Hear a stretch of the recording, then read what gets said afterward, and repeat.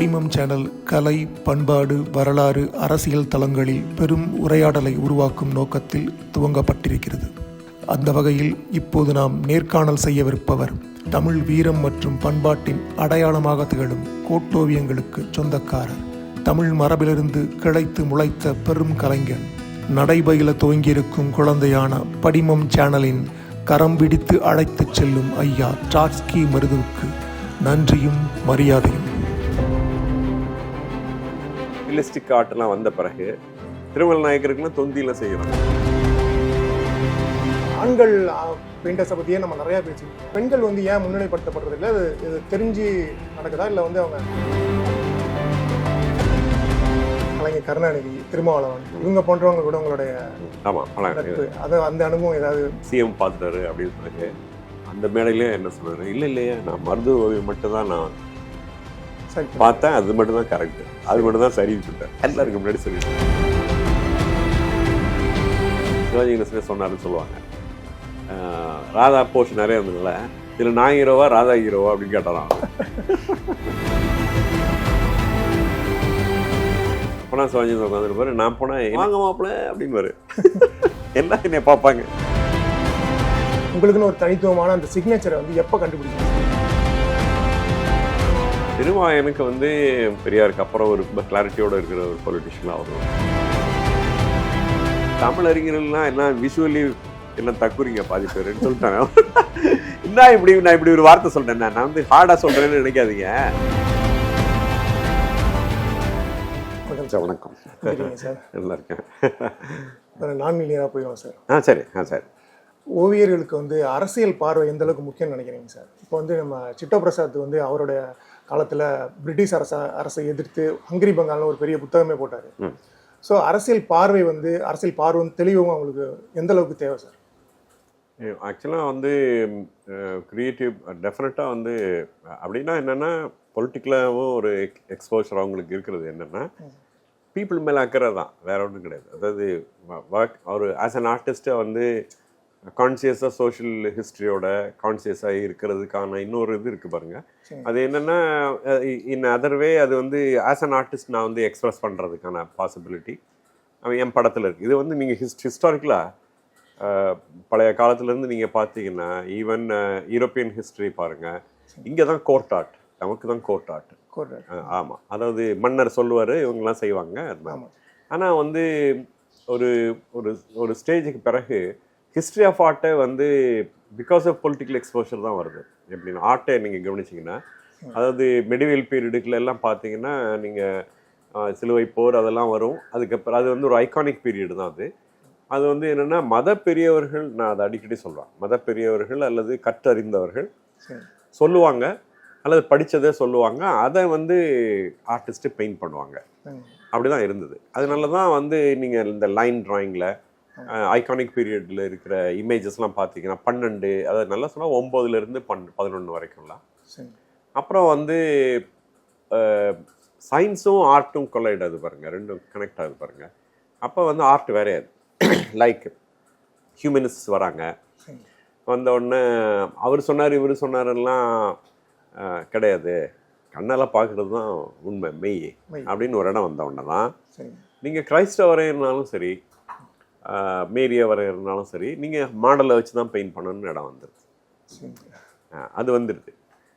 So நீங்கள் அப்போ நான் அதுக்கு பிறகு தான், அது வரைக்கும் ஒரு லைன் ட்ராயிங்காக இருக்கும் அல்லது ஃபில்டு கலராக இருக்கும், அப்படி தான் இருக்கும். இதெல்லாம் வந்த பிறகு தான் நீங்கள் ஆர்டிஸ்ட் லைட்டு ஷேடையும் பிக்சரில் ரெக்கார்ட் பண்ணுறாங்க. அதுக்கு முன்னாடி வரைக்கும் லைட் ஒரு பக்கம் இருந்து இந்த பக்கம் ஷேடு இருக்குது பாருங்கள், அதெல்லாம் ரெக்கார்ட் ஆகலை 11க்கு முன்னாடிலாம். ஸோ அதெல்லாம் அப்போ தான் வருது. அப்புறம் மெதுவாக அது இது நான் இப்போ சொன்னது நாலேஜ் ஆஃப் பெர்ஸ்பெக்டிவ் வருது. அப்போ நீங்கள் அதுக்கு முன்னாடியெல்லாம் பார்த்தீங்கன்னா ஸ்டுடியோ மேட் ஃபோட்டோகிராஃப் மாதிரி எல்லோரும் எப்போஸ்டல்ஸ்லாம் இருப்பாங்க, ஒரே சைஸில் இருப்பாங்க, எல்லாரும் நேராக பார்த்துட்டு இருப்பாங்க. அப்படியே அதுக்கு பிறகு தான் இப்படி ஒருத்தரை பார்க்குறது மாதிரி சம்பவத்தை வரைகிறது, அதெல்லாம் அதுக்கு பிறகு தான் வருது. கூட முன்னாடி இருக்கிற மரம் பெருசாக இருக்கும், பின்னாடி இருக்கிற மரம் சின்னதாக இருக்கும், பின்னாடி இருக்கிற வீடு சின்னதாக இருக்கும். இது மாதிரிலாம் அப்புறம் தான் பிக்சரில் ரெக்கார்ட் ஆகுது. ஸோ இதெல்லாமே இன்டைரக்டாக அப்புறம் நீங்கள் நல்லா கவனிச்சிங்கன்னா இது என்ன சொல்கிறேங்க, ரெனாசன்ஸ் பீரியட் வருது.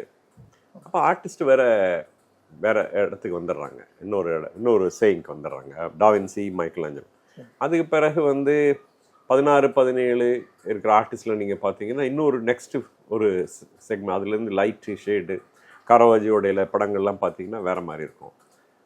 அது வேற சொல்லுது, அது சம்பவத்தெல்லாம் மொமெண்டெல்லாம் வரைகிறாங்க. ஈவெண்ட்டை வரைகிறதுப்போ மொமெண்ட் வரைகிறாங்க. அப்புறம் வந்து இது வந்துடுது, ஃப்ரெஞ்சு புரட்சி வந்துடுது.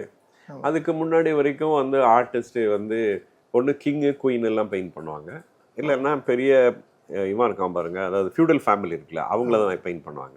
பணம் வச்சிருக்கிறவன் பிரபு, அவர் ஒய்ஃபு, அதெல்லாம் தான் பெயிண்ட் பண்ணுவாங்க. போர்ட்ரைட்ஸ் தான் பண்ணியிருப்பாங்க, ஒரு அழகியல் ஓவியங்கள் இருக்கும். அதெல்லாம் ஈவெண்ட்டு அதெல்லாம் இருந்துச்சு. ஆனால் அதுக்கு பிறகு இது வந்த பிறகு வாட் இஸ் தட், நம்ம ரெவல்யூஷன் வந்த பிறகு பீப்புள் எல்லாம் வரைய ஆரம்பிச்சாங்க. அதுக்கு முன்னாடி வந்து என்ன லெப்பர்ஸ், குஷ்டரோகி எல்லாம் வரைய மாட்டாங்க. அப்புறம் வந்து குளிக்கிற ஒரு பொண்ணு குளிக்குது அப்படின்னா அது வந்து முதல்ல எல்லாம் வந்து கிரேக்க தேவதைகள் அதெல்லாம் வரைஞ்சாங்க. அப்புறம் ஒரு ஆர்டினரி விமன் வந்து துவைக்கிறத, குடும்பத்தில் இருக்கிற காட்சிகளை இதெல்லாம் வரைய ஆரம்பிச்சாங்க. அப்படிதான் அது வந்து அதெல்லாம் பொலிட்டிக்கல், அதாவது ரெண்டும் இன்ட்ராக்ட் பண்ணிட்டு இருக்கு, ஆர்ட்டும் பாலிட்டிக்ஸும் நீங்கள் மாற்றி வந்துட்டே இருக்கும். இங்கே நமக்கே பார்த்தீங்கன்னா நமக்கு இருக்கிற ஒயிட் எல்லாம் வந்த பிறகு, நாயக்கர் பீரியட் வந்த பிறகு தான். அதுக்கு முன்னாடி வரைக்கும் நீங்கள் எந்த ராஜா கோயில் கட்டினாலும் இருக்கிற போர்ட்ரேட்லாம் பார்த்தீங்கன்னா ஒரு ப்ரோட்டோடைப்பு, ராஜா இதை கட்டினாரு அப்படின்றதுக்கு ஒரு சிக்னேச்சர் மாதிரி ஒன்று வைப்பாங்க. அது ராஜராஜ சோழன் எல்லாம் ஒரே மாதிரி தான் இருக்கும். நீங்கள் நாயக்கர் பீரியட் வந்த பிறகு இது ஆர்ட் வந்து இந்த மாதிரி ரியலிஸ்டிக் ஆர்ட்லாம் வந்த பிறகு இவர் திருமல் நாயக்கருக்குலாம் தொந்தியெல்லாம் செய்ய ஆரம்பிச்சிட்டாங்க. அப்படிதான் வருது. ஸோ ஒரு எப்படி அதை ஆர்ட் வந்து பார்க்க ஆரம்பிக்குது அப்படின்றதுலயே ஒரு அரசியல் இருக்கு. இந்த அன்றாடத்தை இப்போ சிட்டோ பிரசாத் வந்து அந்த அன்றாடத்தை பெயிண்ட் பண்ணாரு. அந்த அந்த காலத்துல அந்த ஒரு பெரிய இதையும் பாருங்க, ரஷ்யன் ரெவல்யூஷன் பாருங்க, ஆர்டிஸ்டோட பாட்டு வந்து பெரிய பாட்டு, லைக் போஸ்டர்ஸ் டிசைன் பண்றது. யூரோப்பில் கூட இந்த அந்த டைம்ல இருந்த பொலிட்டிக்கல் சேஞ்சஸுக்குலாம் ரைட்டர், ஆர்டிஸ்ட், நீங்க வந்து இவர் மாதிரியே ரூசோ, வால்டேர் இவங்க மாதிரியே பெயிண்டர்ஸுக்கும் ஆனால் பங்கும் இருக்கு அதுக்குள்ளுக்குள்ள. அதே மாதிரி நீங்கள் இவர் பேர் என்ன, கோயா வந்து ஸ்பானிஷில் கிங்கையும் குயினையும் வரையலாம். இரவெல்லாம் குயின் எது அரசாங்கத்துக்கு எதிராக பெயிண்ட் பண்ணுறான் அந்த மாதிரி. ஸோ அந்த மாதிரி ஒரு பொலிட்டிக்கல் இது இருக்கு பாருங்க. அது எப்பவும் வந்து கிரியேட்டிவ் பர்சனுக்கு இருந்துட்டு தான் இருக்கணும். பிகாசோவுக்கே வந்து நாசி அவங்க எல்லாம் உள்ள வந்தப்ப அந்த அவருடைய அந்த வார் பெயிண்டிங்கை பார்த்து கொஸ்டின் பண்ணது. அவர் வந்து நான் பார்த்தேன், அவர் கம்யூனிஸ்ட் பார்ட்டி மெம்பராகவே 7 வருஷம் இருந்த கார்டை பார்த்தேன் நான். பிகாசோ. ஆமாம், பிகாசோ. அவர் வீட்டில் கார்டை வச்சுருக்காங்க, அந்த கார்டை இருக்குது, எக்ஸிபிட் பண்ணியிருக்கிறதுல இருக்குது. அவர் வந்து பார்ட்டி, அது எனக்கு என்னுடைய ஃபாதர் எனக்கு ட்ராட்ஸ்கின்னு பேர் வச்சார். அப்போ அவங்கெல்லாம் ட்ராட்ஸ்கேட் மூமெண்ட்டு, இது மார்க்சிஸ்ட்டு இது இருந்ததுனால அவங்களுக்கு அந்த பார்ட்டிக்குள்ளே வந்து பிகாசோ, டாலி எல்லாம் வந்து கம்யூனிஸ்ட் பார்ட்டியோட ஆக்டிவிட்டியில் எல்லாம் இருந்ததால தான் எனக்கு 7-8 வயசில் இருக்கும்போது எங்கள் ஃபாதர் வந்து பிகாசோவையும் டாலியெல்லாம் சொல்கிறாரு. டாலியோடைய இந்த இதெல்லாம் இருக்குது பாருங்க, ஒரு தோற்றத்திலே உள்ள வித்தியாசம் இருக்குது பாருங்க, அதெல்லாம் வந்து பெக்குலியராக எங்கள் ஃபாதர் சொல்லுவார். அவங்க என்னென்னா கம்யூனிஸ்ட் பார்ட்டியாக இருக்கும் பட்சத்தில் இவங்களெல்லாம் தெரிஞ்சிருக்காங்க. ஆனால் அந்த வயசில் எனக்கு இவங்க படம்லாம் பிடிக்காது. அந்த ஸ்கூல் படிக்கும்போது மாடர்ன் ஆர்ட்டெல்லாம் வந்து எனக்கு ரியலிஸ்டிக் கிரேட் மாஸ்டர்ஸுடைய ஒர்க்கை பார்க்குற பார்க்குற இது இருக்குது பாருங்க. ஆமாம் சார். அதாவது இப்போ வந்து தலித் அரசியல், பெண் அரசியல் இதெல்லாம் பேசுகிறாங்க சார். இப்போ வந்து நம்ம மோனிகா கூட அவங்களுடைய ஓவிய புத்தகத்தில் கூட கொடுக்குறாங்க, ஆண் பெரும்பான்மைவாதம்னு ஒரு விஷயத்தை டேர்ம் பண்ணுறாங்க. அதாவது இப்போ எப்படி வந்து டாவின்சி, பிகாசோ, அப்புறம் இங்கே வந்து எம்எஃப் ஹுசைன், இப்படி வரிசையாக நம்ம தமிழ்நாட்டில் வந்தீங்கன்னா சந்தானராஜ், ஆதிமூலம், மருது வரைக்கும் ஆண்கள் பெயிண்டர்ஸை பற்றியே நம்ம நிறையா பேசிகிட்டு இருக்கோம். பெண்கள் நிறையா இருக்காங்களா சார்? இப்போ ஃப்ரீடா காலோ, இங்கே அம்ரிதா ஷெர்கில் இருக்காங்க, அப்புறம் நஸ்ரீன் முகமதி, இவங்களாம் வரிசையாக இருக்கு. அப்போ பெண்கள் வந்து ஏன் முன்னிலைப்படுத்தப்படுறது இல்லை? இது தெரிஞ்சு நடக்குதா இல்லை வந்து அவங்க இல்லை, இங்கே இருக்கிற சோஷியல் ஸ்ட்ரக்சர் தான் அதுக்கு அவங்களுக்கான ஸ்பேஸ் இல்லாமல் இருக்கிறது இன்னும் வந்து. ஆனாலும் ஸ்ட்ராங் ஆர்டிஸ்ட் இருக்காங்க.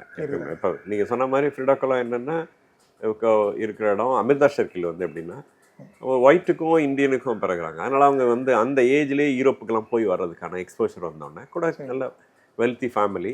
தென் அங்கே போயிட்டு வராங்க. போயிட்டு வந்தோன்னே யூரோப்பில் அன்றைக்கி நடக்கிற சேஞ்சஸ் இருக்குது, ஆர்ட் ஃபீல்டில் நடக்கிற சேஞ்சஸே அவங்க பெயிண்டிங்கில் ரிஃப்ளெக்ட் ஆகுது. இதெல்லாம் இருக்குது.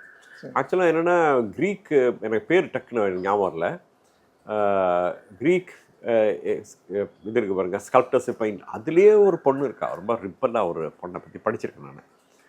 அந்த மாதிரி இருக்காங்க. எனக்கு தெரிஞ்சு வந்து அமெரிக்காவில் வந்து இம்மீடியட் ஆஃப்டர் இந்த ரெவல்யூஷனுக்குலாம் பிறகு நல்லா சொன்னால் 1880 அந்த டைம்லலாம், அதாவது மேகசினு, நியூஸ் பேப்பர் இதெல்லாம் வருது பாருங்கள். பிரிண்டிங் வந்த பிறகு மேகசின் வருது. வந்த உடனே பெயிண்டர்ஸ் எல்லாம் வந்து, பெயிண்டருக்கு அது வரைக்கும் இருந்த ராஜா அல்லது பெரிய இவன் இருக்கான் பாருங்க, ஃபியூடல் ஃபேமிலி தான் போஷகராக இருக்காங்க.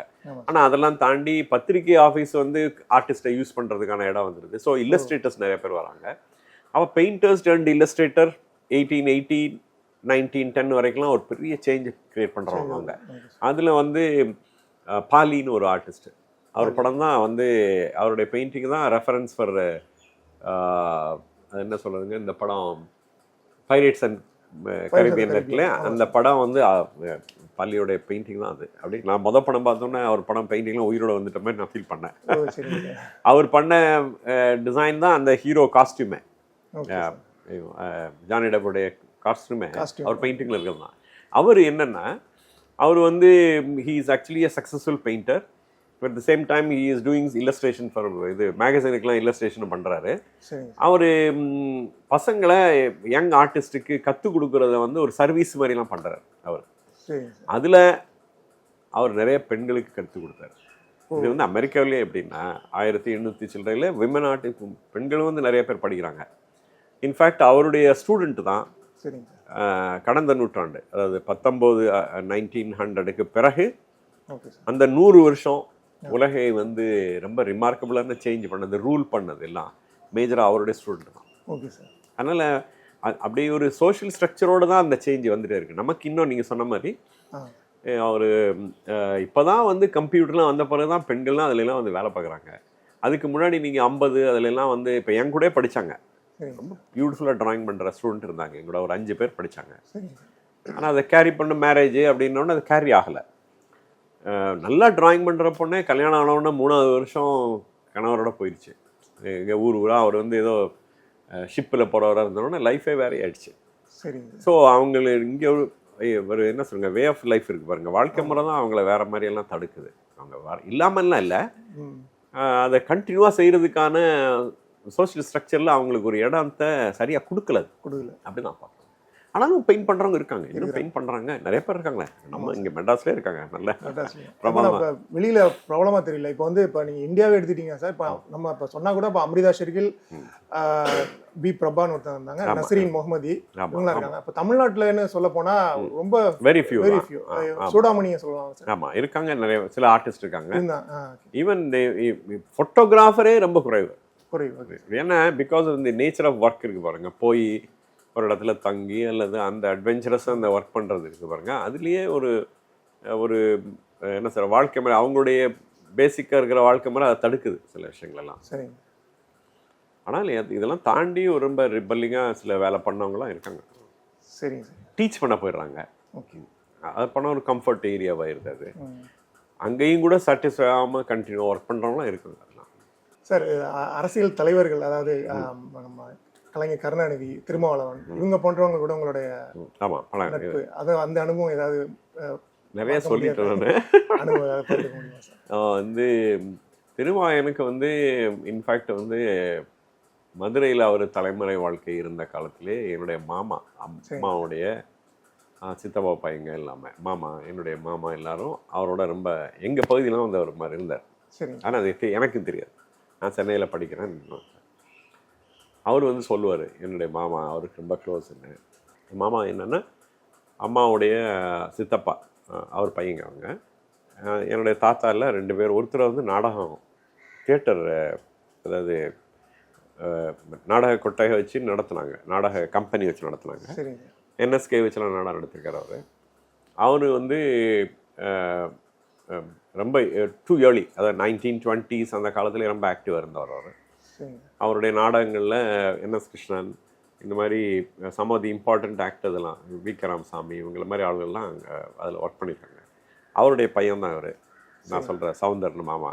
அவருக்கும் இவருக்கும் ரொம்ப க்ளோஸ் இல்லை. அது எனக்கு வந்து திரும்ப சொல்லி தான் எனக்கு உங்கள் மாமா எனக்கு ரொம்ப க்ளோஸு அப்படின்னு எனக்கு இங்கே வந்த பிறகு அவர் சொன்ன பிறகு தென் அவரோட அவர் இன்னைக்கு இருக்கிற யங் பொலிட்டிஷியனில் பெரியாருக்கு அப்புறம் ஒரு ரொம்ப கிளாரிட்டியோடு இருக்கிற ஒரு பொலிட்டிஷியனில் அவர் ஒருத்தர். ரொம்ப ரொம்ப எக்ஸ்ட்ரீம்லி கிளாரிட்டி அவர் தான் எனக்கு தெரியும். அவர் வந்து அவரோட சேர்ந்து நான் ஒரு வாரம் வந்து ஈழம் போயிருந்தப்ப நாங்கள் ஃபஸ்ட்டு இன்வைட்டியாக போனோம் பாருங்கள். அந்த 5 பேர் நாங்கள் போனோம். அதில் அவரும் வந்து நான் ஈரோப் போயிருக்கும் போது எனக்கு அதை சொல்கிறாங்க, தெரியப்படுத்துகிறாங்க. நான் இங்கே வந்து கிளம்புறேன் ஒரு 3 நாள் வரைக்கும் இவர் கூட வராருன்னு எனக்கு தெரியாது, எனக்கு சொல்ல. அதை வந்து கொஞ்சம் இதாக வச்சுருந்தாங்க. ஆனால் நான் இவர் குழந்தை தங்கராஜ் அப்புறம் இவர் என்குலா 3 பேரும் சொல்லிட்டாங்க. ரைட்டிங்கில் யாராவது ஒருத்தர் வேணும்னு போது நான் தான் சஜஸ்ட் பண்ணேன். வேறு யாருன்னா குழப்பம், ஜெயபிரகாசன் தான் கரெக்டானவர். அவர் நாங்கள் 4 பேர். இது வந்து ஒரு 2 டேஸ்க்கு முன்னாடி தான் எனக்கு தெரியப்படுத்துனாங்க. அப்புறம் நாங்கள்லாம் போனோம். அது ஒரு பெரிய அனுபவம் தான். எங்கள் இந்த ட்ராவல் தென் அவரோட நான் ஒரு வாரம் 10 நாள் நாங்கள் ஒன்றா வந்து நாங்கள் 2 பேரும் எங்களுக்கு பாதுகாப்பெல்லாம் இருக்கும். எங்களுக்கு ஒரே அறையில் இருக்க வேண்டிய நிர்பந்தங்களுக்குலாம் வந்தது. அதனால் இரவு பகல் பேசிகிட்டே இருக்கோம். லைட்டெல்லாம் அணைச்ச பிறகு 2 பேரும் பேசிகிட்டே இருப்போம். அப்படி நிறையா ஷேர் பண்ணோம். அது வந்து எனக்கும் இருக்குமான தொடர்பில் ஒரு ரிமார்க்கபிள் டைம் அது. நாங்கள் ஆமாம், அது வந்து பெரிய அனுபவம். அது வந்து இன்னும் நிறையா அதில் எனக்கு கிடைச்ச அனுபவங்கள் உண்டு அங்கே எங்களுக்கு கிடைச்சதில். அப்புறம் அது அவரே சொல்லியிருக்காரு, பேசியிருக்காரு வேற பேசியிருக்காரு. அப்புறம் வந்து இப்போதும் வந்து அவரோட பேசுகிறது எனக்கும் ஒரு பெரிய சந்தோஷமான ஒரு பதிவு தான். ரொம்ப நான் சொல்கிறது என்னென்னா, அவரை போல் ஒரு பண்போட ஒரு மாதிரி ரொம்ப என்ன சொல்கிறேங்க, பொலிட்டிக்கல் கிளாரிட்டியும் வந்து எனக்கு தெரிஞ்ச ஒரு யங் லீடரில் அவர் ரொம்ப முக்கியமானவர். கலை அரசியல் பண்பாடு எல்லாத்து குறித்தும் ஒரு தெளிவான ஒரு பார்வை உள்ளவர் அவர் தான். அதே மாதிரி கலைஞர்கிட்ட வந்து என்னென்னா ரொம்ப முக்கியமான 80ஸ்லேயே அவருக்கு பக்கத்தில் நான் போகிறதுக்கான வாய்ப்பெல்லாம் இருந்தது. ஆனால் அப்போ நான் கூச்சப்பட்டேன். நான் என் படத்தை வந்து தனியாக வந்து பாராட்டி சொல்லுவார் அப்படின்னு எனக்கு சொல்லுவாங்க. குங்குமம் எடிட்டர் பாவையெல்லாம் எனக்கு சொல்லுவார், வாங்க உங்களை நான் அறிமுகப்படுத்துறேன். நான் கூச்சப்பட்டு போக மாட்டேன். அப்புறம் வந்து என்னை தேடி பிடிச்சிட்டு வர வச்சுட்டாரு. அப்படி தான் அப்புறம் என்னை வந்து கொண்டாடினார். நீங்கள் வந்து நான் டெய்லியே ஒரு பீரியடு அவரை சந்திக்கிற மாதிரி இருந்தது. அப்புறம் வந்து குறிப்பிட்ட வேலைகளெல்லாம் நீங்கள் தான் செய்யணும்னு சொல்லுவார். அப்புறம் என் மேலே தனியாக ஒரு ஃபாதர்லி ஒரு அக்கறையோட என்னை இது பண்ணார். அது வந்து இன்னும் நான் முன்னாடி போய் இன்னும் பெரிய அனுபவம் தான். எங்கள் ஃபாதர் யங் ஏஜில் அவங்களாம் வந்து கம்யூனிஸ்ட் பார்ட்டியில் இருந்துட்டு முதல்ல காந்தி என்ன இருந்து கம்யூனிஸ்ட் பார்ட்டி வந்து தென் ட்ராட்ஸ்கேட்டாக இருந்து அப்புறம் வந்து எங்களுக்கு சின்ன வயசுலேருந்து எல்லா பத்திரிகைகளோட முரசுலையும் வரும். அதாவது ஆன்டி காங்கிரஸ் ஆகிடுறாங்க ஃபாதர்லாம் அந்த பீரியடில். அதாவது 52லேயே ஃபாதரை வந்து காங்கிரஸ் நிற்க சொல்கிறாங்க. முடியாதுன்னு சொல்லிடுறாரு. ஏன்னா பெரியாரோட அவங்களுக்குலாம் ஒரு கனெக்ஷன் வந்துடுது. ஸோ வந்து பெரியார் தென் ஆஃப்டர் பெரியார் அவர் வந்து கலைஞர் அவர் ஃபாதர் வந்து ரொம்ப அவர் வந்து ரொம்ப ரிமார்க்கபுளாக பேசுகிறது. எங்கள் வீட்டில் எல்லா பத்திரிக்கையும், அதாவது ஆனந்தவுடன் வரும், தினமணி எல்லா பேப்பரும் வரும், முரசொலியும் வரும் எங்கள் வீட்டுக்கு. அதனால் அதெல்லாம் செல்லம் காட்டுன்னு நான் பண்ணது. அப்புறம் 67 எலெக்ஷனுக்கு மதுரை முழுவதும் இருக்கிறது பூரா நான் பண்ணது தான். அப்போ வந்து அந்த வயசில் நான் பெரிய ஸ்டார் தான். நான் என்னை என்ன செய்வாங்க, ஒரு ஊராக கூட்டிகிட்டு போவாங்க. ஆனால் பணத்துக்காக வரையில நான் ஆன்டி ஹிந்தி இருக்குது பாருங்க, அது வந்து நான் 7வது 8வது வந்துட்டேன். ஆனால் ரொம்ப பெரிய சவரெலாம் வரைவேன். அதனால் எனக்கு அந்த ஃபியர் போயிடுச்சு. அதாவது அந்த how to control the space இருக்குது பாருங்கள், ஒரு ஆர்ட்ஸ் அண்ட் ஆர்டிஸ்ட், அதெல்லாம் ஃபியர்லாம் போயிடுச்சு சின்ன வயசில். அப்புறம் எங்கள் அப்பாவும் என்ன, உனக்கு எப்பப்பா இவ்வளோ பெரிய செவர் கிடைக்கும் போது போய் வரப்பாடுவாங்க எங்கள் அப்பாவும். அதனால் ஒரு பெரிய டைம் அது. அதில் வந்து ஒரு 500 நானே 500 காட்டன் வரைஞ்சிருப்பேன் சவரெல்லாம். அவன் டெய்லி என்னை கூட்டிகிட்டு போவாங்க, வந்து பாதுகாப்பாக என்னை கூட்டிகிட்டு போவாங்க வருவாங்க. அப்போ வந்து இந்த தென் ஆஃப்டர் தேட் நான் வரைஞ்ச அந்த கார்ட்டூன் முரசொலியில் இருக்க கார்ட்டூன் தான் காப்பி பண்ணுவேன் பெருசாக. சரிங்க சார். பிறகு எனக்கு ஒரு ஃபேவரைட் ஆர்டிஸ்டில் ஒருத்தர் செல்லம். அதாவது அப்போ பத்திரிகையில் கோபுலு இப்படிலாம் இருக்காங்க பாருங்க. ஆமாம் சார். அவங்கள தாண்டி எனக்கு ஒரு செல்லம் ஸ்கூல் படிக்கிற நேரத்தில். சரிங்க சார். அப்போ அதனால தென் ஆஃப்டர் தேட் அவரே நான் சந்திக்கிறதுக்கெலாம் வாய்ப்பு வந்தது. அவர் எனக்கு நிறைய அனுபவங்களை சொல்லியிருக்காரு. எனக்கு செல்லம் கார்ட்டூனிஸ்ட் அவரும் இல்லைப்பா. அவர் எப்படி நான் அவர்கிட்ட உங்களுக்கு எப்படி சொல்லுவார் இந்த கருத்தை. அப்புறம் எனக்கே சில நேரங்கள் என்ன சொன்னார், இப்படிலாம் வரையணுன்னா வந்து எதுவும் ஃபோர்ஸ் எல்லாம் பண்ண மாட்டார். அவருக்கு நானே சங்க தமிழ்லாம் ஒரு 5-6 இஷ்யூ மட்டும் நானே பெயிண்ட் பண்ணேன். இப்போ ஓவியருக்கு அவர் கொடுக்குற குறிப்பு இருக்குது பாருங்க, அது என்னென்னா நான் சொல்கிறது நீங்கள் வரைங்கன்னுலாம் கிடையாது. ஓவியர் விரும்பினால் அவர் எழுதுறது, ஓவியர் விரும்பினால் கட்டுத்திரையை மீறி ஒரு யானை கட்டுத்திரையை மீறி வருவது போல இருக்கலாம். இது கலைஞர் சொல்கிறது. கலைஞர் அவரே நோட்டை எழுதி அனுப்புறாரு. அது மாதிரி நான் இப்படி சொல்லிட்டேன், இதில் இருக்கிறத இப்படி வரைங்க அப்படிலாம் சொல்ல மாட்டார். ஓகே. அப்புறம் வந்து தென் ஒரு ஸ்டேஜுக்கு பிறகு நான் வந்து பண்ண டிராயிங் எல்லாத்தையும் பார்த்துட்டு இதுக்கு மாநாடுக்கு நான் அந்த வண்டியில் நான் தான் டிசைன் பண்ணேன். அதை எல்லாருக்கும் முன்னாடி அதை அறிவிக்கிறாங்க. ஒரு 400 விஐபிகளுக்கு முன்னாடி அறிவிக்கிறாங்க. 1967 சொல்றீங்க. இந்த மாநாடு செம்மொழி மாநாடு. இது கோயம்புத்தூர்ல நடந்தது. அது வந்து விஐபி எல்லாம் முன்னாடி முதல் அறிவிக்கிறாங்க, டிக்ளேர் பண்ணுறாங்க இதை.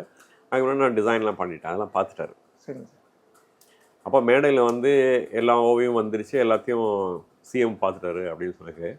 அந்த மேடையிலே என்ன சொன்னார், இல்லையே நான் மருது ஓவியம் மட்டும்தான் நான் பார்த்தேன், அது மட்டும் தான் கரெக்டு, அது மட்டும் தான் சரின்னு சொல்லிட்டார். எல்லாருக்கும் முன்னாடி சொல்லிட்டாரு.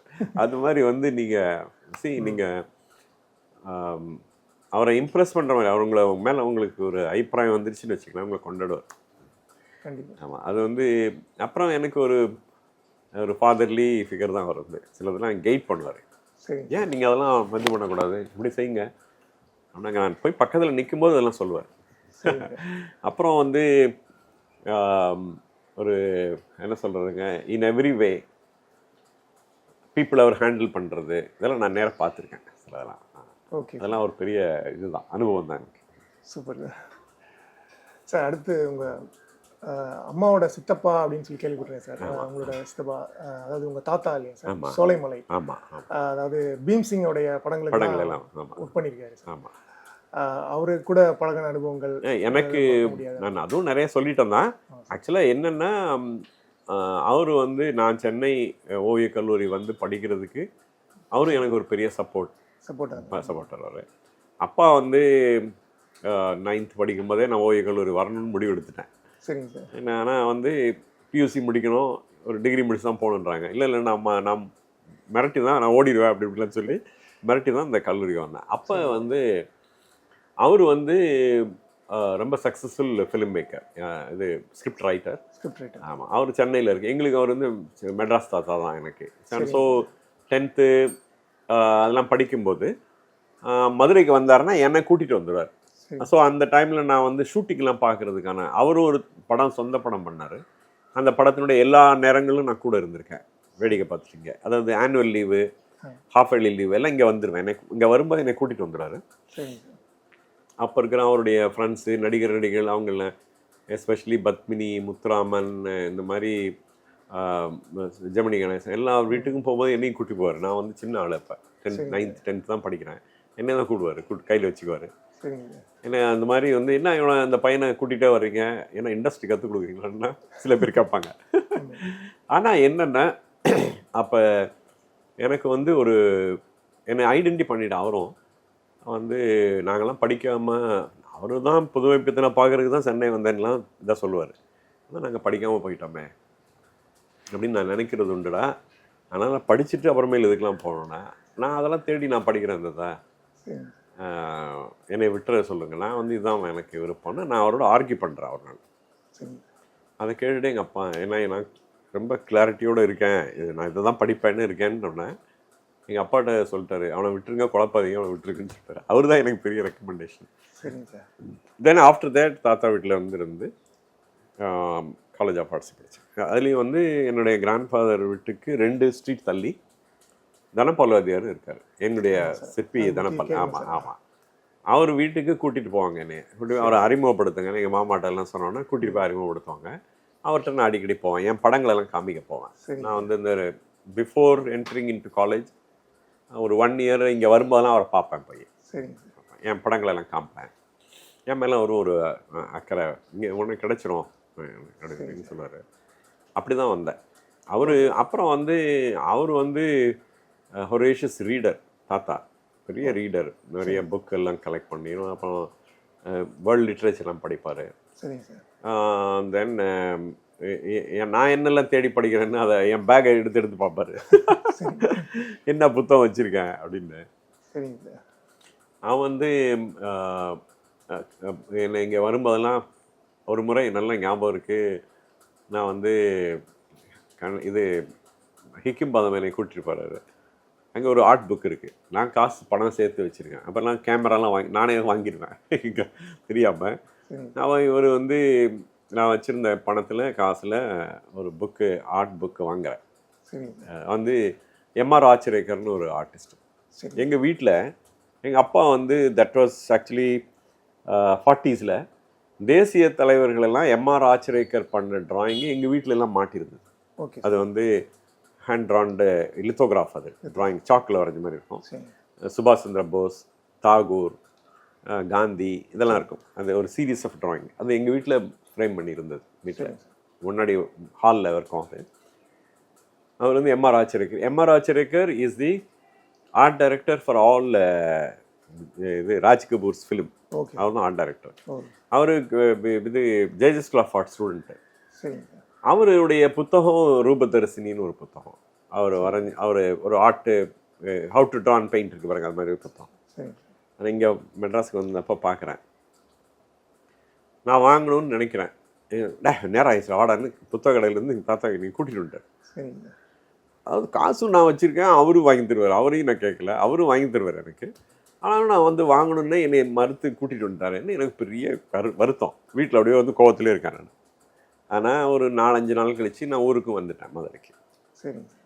சர்ப்ரைஸிங்காக எனக்கு அந்த புத்தகத்தை வாங்கி எனக்கு பார்சல் பண்ணியிருந்தாரு மதுரைக்கு தாத்தா. அது வந்து நான் இன்னைக்கு வரைக்கும் வச்சிருக்கேன். அது புத்தகம் தாத்தா பற்றி ஒரு சம்பவம் கூட கேள்விப்பட்டேன் சார். பாகப்பிரிவினை ஸ்கிரிப்ட் எழுதி முடிச்சுட்டு சிவாஜிகிட்ட போய் சொன்னோன்னா அவர் உடனே வந்து அந்த கேரக்டராக மாறி வந்து வெளில வந்தாராம். அப்புறம் வந்து சோலைமலை சாரை வந்து கட்டிப்பிடிச்சி ரொம்ப பாராட்டினதா கேள்விப்பட்டேன். அந்த அவங்க எல்லாம் அப்போ வந்து அந்த படம் வந்து பீம்சிங்கு, விஸ்வநாதன் ராமமூர்த்தி, ஜிஎன் வேலுமணி, தாத்தா, இப்படி ஒரு 5 பேர் சேர்ந்து தான் ஆளுக்கு 500 ரூபாய் போட்டு தான் புத்தா பிக்சர்ஸ் ஆரம்பித்தோம் அப்படின்னு சொல்லுவார். ஆளுக்கு 500 rupees போட்டு தான் புத்தா பிக்சர்ஸில் நிறைய படம் வந்தது. பாவ மன்னிப்பு, பதிபக்தி எல்லாம் புத்தா பிக்சர்ஸ் பண்ணதான். அதெல்லாம் தாத்தா ஸ்கிரிப்ட் ரைட்டர், இவர் வந்து பீம்சிங் டைரக்டர். ஆல்மோஸ்ட் க்ளோஸராக அவருடைய படங்களுக்கு மேஜர் படங்கள்லாம் அவர் பண்ணலாம். அப்புறம் வந்து தென் இது இருக்குது பாருங்கள், எல்லாமே மேஜராக வந்து மதுரை லைஃப்பை தான் ப்ரெசென்ட் பண்ணோம். அந்த மாதிரி தான் இருக்கும் நீங்கள் பார்த்தீங்கன்னா படம் எல்லாமே. பாகப்பிரிவினைலாம் சமாவதி அதில் எங்கள் ஃபேமிலி ஃபோட்டோகிராஃப் வரும். அவங்களுடைய சும்மா காஸ்ட் மட்டும் வேறையாக வச்சுருப்பாங்க. ஆனால் வந்து அந்த அந்த பேரெல்லாம் அப்படி வச்சுருப்பாங்க. ஆனால் காஸ்டியூம் எல்லாம் வந்து எங்கள் ஃபேமிலியில் இருந்த பழைய ஃபோட்டோகிராஃபர் இருக்கு பாருங்க, அதை வச்சு தான் பாகப்பிரிவினை பண்ணாங்க. அதில் ஒரு ஃபோட்டோகிராஃபே அவங்க 2 பேரும் அப்பாவுடைய அம்மாவுடைய ஒரு ஃபோட்டோகிராஃபை வச்சுக்கிட்டு 2 பேரும் அழுவாங்க. யார், பாலையாவும் சுப்பையாவும் கையில் வச்சுக்கிட்டு. அது வந்து தாத்தாவுடைய, அதாவது கிராண்ட் ஃபாதருடைய அப்பா அம்மா. அந்த படம் தான் வரும் அதில். அது மாதிரி இந்த காஸ்டியூம் எல்லாம் இருக்கு பாருங்க படத்தில் உள்ள. அதில் வந்து ஒரு ஃபிக்ஷனல் கேரக்டர் என்னென்னா, எம்ஆர் ராதா மட்டும் சிங்கப்பூரான் கேரக்டர் மட்டும் ஃபிக்ஷனல் கேரக்டர். மற்றதெல்லாம் வந்து ஏற்கனவே, அதாவது one is actually the inspiration is actually பிரேம்சந்தோடைய பாகப்பிரிவினை. அப்புறம் எங்கள் அதான் அது ஒரு லூஸ்லி ஓவன் ஸ்டோரி தான் அது. அதில் வந்து ஒரு இன்ட்ரெஸ்ட்டுக்கு வரதான்னு சொல்லுவாங்க. என்ன சொல்லுவாங்க, படம் முடித்த உடனே சிவாஜி கணேசனே சொன்னார்னு சொல்லுவாங்க.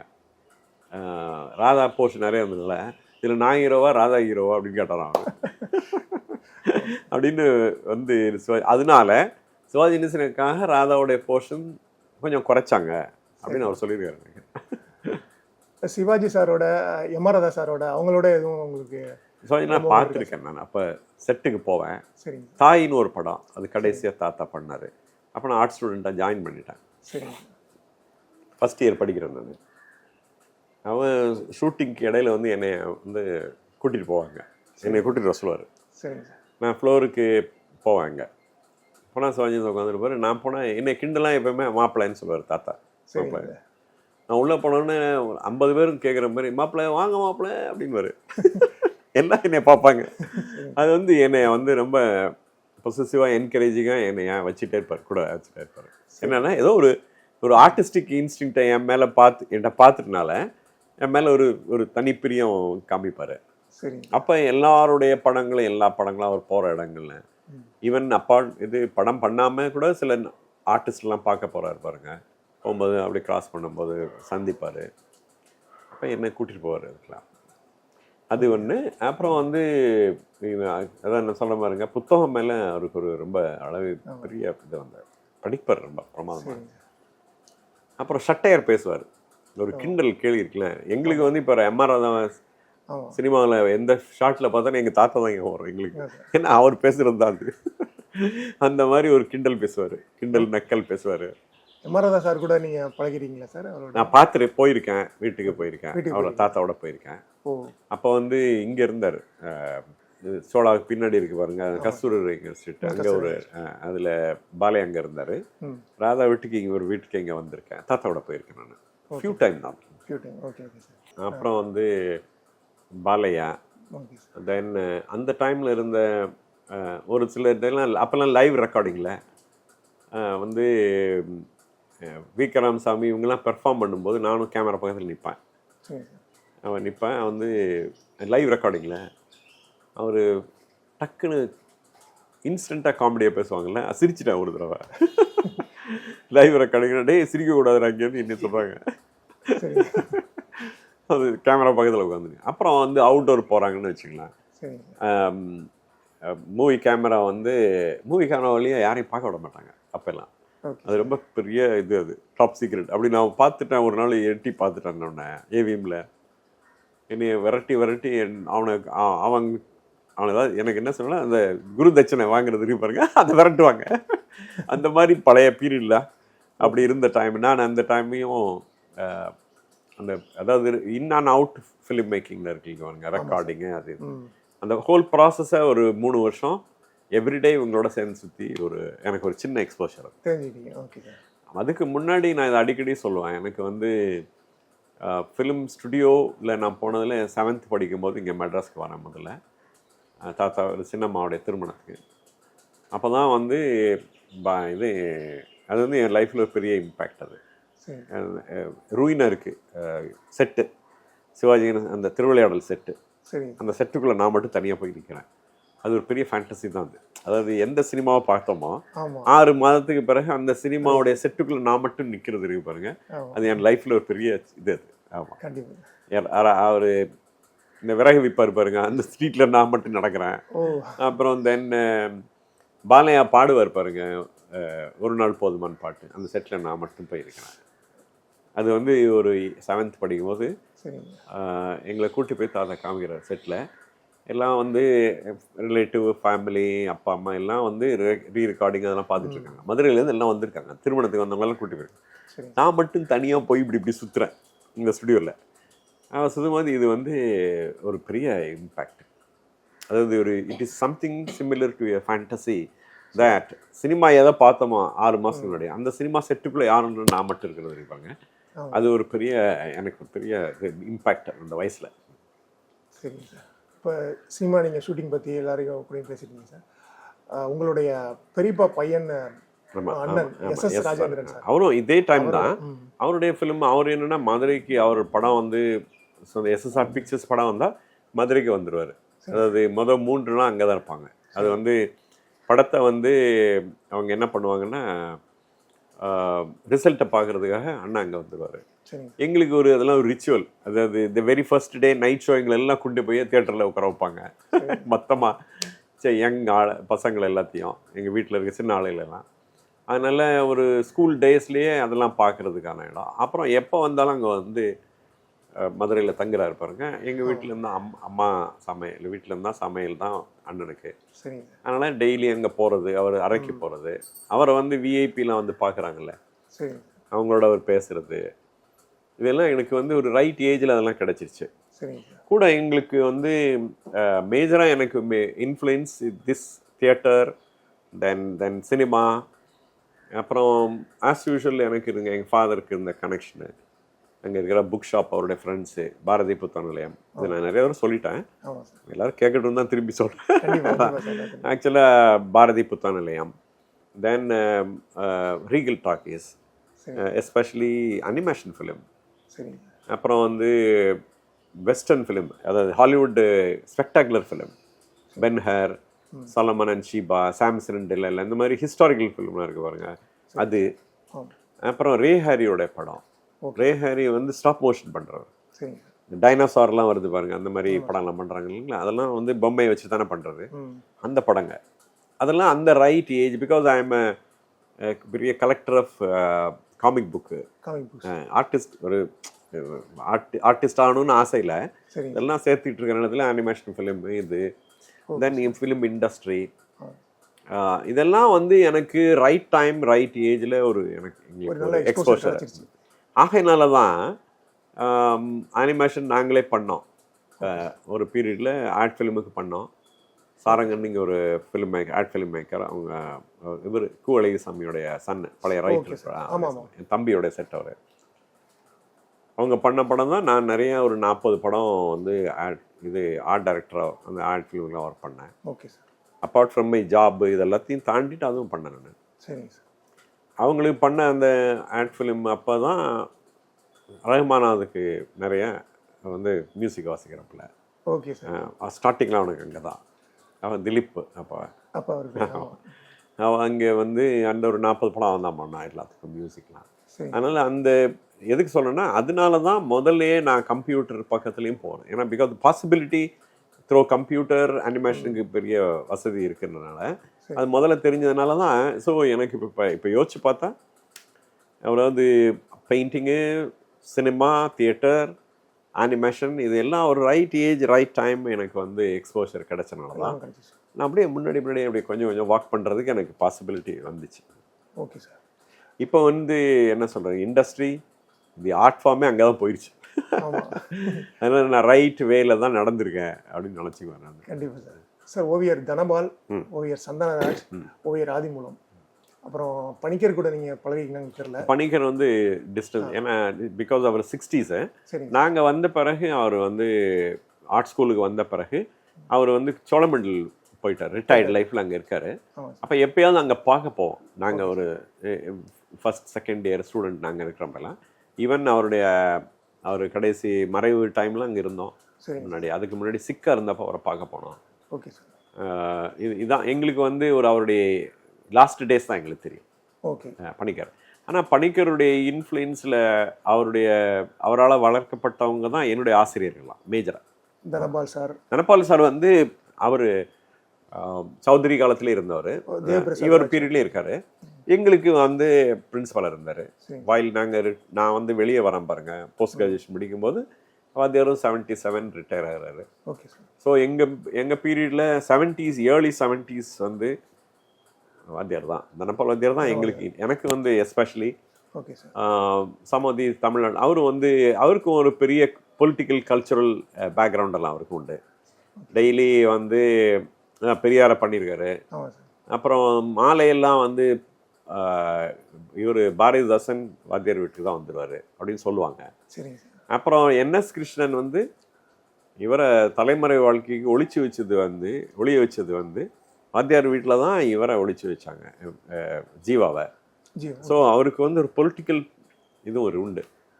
அப்புறம் வந்து he actually was a dancer turned sculptor. அவர் முதல்ல டான்சர் அவர். Okay sir. வாத்தியார். அதனால் அவர் பெரிய ரிமார்க்கபிள் பின்னணியிலேருந்து வந்தவர் தான் அவரும். அதனால் எங்களுக்கு வந்து ஒரு பெரிய மேஜர் இன்ஸ்பிரேஷன் அவர் தான். அப்புறம் நாங்கள் படிக்கும்போது எங்களுக்கு ஆசிரியராக இருந்தார்ல சந்தான்ராஜ். நேரடியாக ஆசிரியராக இருந்தவங்க யங் ஆர்டிஸ்ட் வந்து யாருன்னா பாஸ்கர், தர்ஷனா, கன்னியப்பன், ஓகே சார். இவங்கெல்லாம் நேரடியான ஆசிரியர்களாக எங்களுக்கு இருந்தாங்க. சரிங்க. ஆதி இவங்க செட்டு தான். அவர் வெளியே இருக்கார். Okay sir. லேட்டராக அவர் வந்து வீவர் சர்வீஸ் சென்டரில் இருக்கும்போது அவருடைய நான் போய் வேலை பார்த்தேன். ஓ சரிங்க சார். எனக்கு ஜாப் கிடைச்சோன்னா ஆதி சார் கூட இருந்தேன். அது ஒரு 9 இயர்ஸ் அங்கே இருந்தேன். சரிங்க சார். அது வந்து சென்ட்ரல் கவர்மெண்ட் அதான் வீவர் சர்வீஸ் சென்டர்னாங்களே, சரிங்க சார். அதுக்கப்புறம் நான் விட்டுட்டேன். சரிங்க சார். மருதுவுக்கு சினிமா எடுக்கிறதுல ரொம்ப பெரும் பிரியம் விருப்பம் அப்படின்னு சொல்றாரு. நிறைய தடவை நடந்துச்சு. தள்ளி சிலது வந்து அதான் நான் சொன்னேன், திருட்டும் போயிடுச்சு.